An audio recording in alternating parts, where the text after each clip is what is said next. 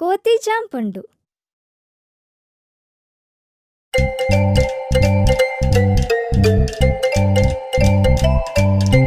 జామ చెట్టు కొమ్మ మీద కూర్చున్నది, కోతి పిల్ల జామకాయ తింటున్నది.